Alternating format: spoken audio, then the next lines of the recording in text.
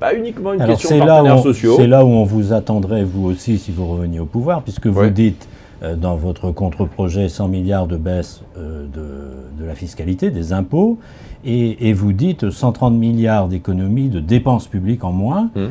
Alors, où est-ce qu'on les trouve, ces 130 milliards c'est quand même pas. Là, on est très au-delà des 50 de François Hollande. Bien sûr. On pose toujours cette question avec insistance à l'opposition. J'aimerais bien qu'on la pose avec insistance à la majorité, parce que c'est elle qui dirige. Mais nous, on a des réponses à cette question. Pourquoi pas 50 et pourquoi l'UMP affiche 130 milliards? On a eu ce débat en interne pendant très longtemps. C'est que si on veut revenir à un taux raisonnable de dépenses publiques, c'est à peu près 50% du PIB, 50, 51, enfin on n'est pas à 1% près, mais enfin pas 57 ou 58 comme aujourd'hui. Parce que cette dépense publique, ce niveau de dépense publique, il tue l'investissement privé. Et donc il amoindrit notre potentiel d'emploi. La dépense, à un moment donné, elle devient totalement contre-productive. Donc il faut, pour baisser la dépense publique pendant quelques années, il faut changer notre manière de faire. Alors on reste la France, on va rester un pays généreux, solidaire, et tout ça, il faut absolument le rester. Mais en même temps, on ne doit pas faire n'importe quoi. Et on voit bien que dans des sujets comme l'assurance maladie, par exemple l'assurance maladie, soyons précis. Il y a trois secteurs. Il y a l'État lui-même, son train de vie, il y a les collectivités et il y a la dépense sociale. Alors comment faites-vous dans ces trois chapitres pour sur la dépense sociale? Milliards. La dépense sociale, c'est 600 milliards d'euros, à peu près la moitié des dépenses publiques. Donc vous êtes bien obligé à un moment donné de faire quelque chose. Donc il faut continuer, il faut de les freiner, il faut désindexer les prestations sociales, qui sont hors sécurité sociale. Il faut désindexer les prestations sociales, tout ce qui relève du logement, tout ce qui relève de prestations d'ordre de chômage, familial, etc. On est dans les prestations versées par l'État.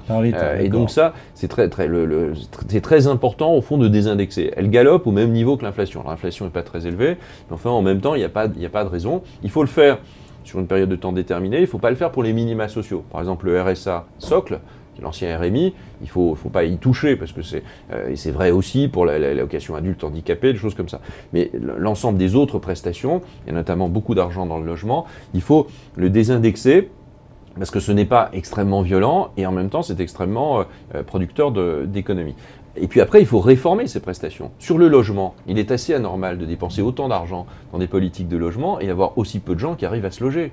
C'est pas normal. Il ne peut pas y avoir à la fois une spéculation foncière et des prix du logement bien plus importants qu'ailleurs, bien plus importants qu'en Allemagne, mais bien plus importants. Et en même temps, avoir une politique publique du logement où on met tant d'argent. Donc il faut revoir l'aide à la pierre et l'aide à la personne dans le domaine du logement. En ce qui concerne les indemnisations chômage, ça relève des partenaires sociaux, mais quand même ça relève aussi de l'État parce que c'est des prélèvements, enfin c'est de la dépense publique et les charges sont des prélèvements obligatoires. Il faut une réflexion là-dessus. Alors c'est extraordinairement,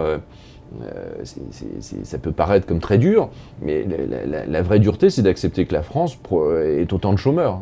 Il faut bien combattre cela. Et on voit bien que dans d'autres pays qui réussissent mieux que nous, les prestations ne durent pas aussi longtemps, les prestations sont plafonnées, et puis en même temps, à un moment donné, les prestations sont dégressives. C'est des questions qu'il faut se poser et auxquelles il faut répondre. Alors il ne faut peut-être pas y répondre aujourd'hui, il faut peut-être y répondre quand la France retrouve un peu de croissance, quand il y a un peu d'emplois qui se créent, et autour, greffer un mécanisme de formation professionnelle efficace et greffer un code du travail.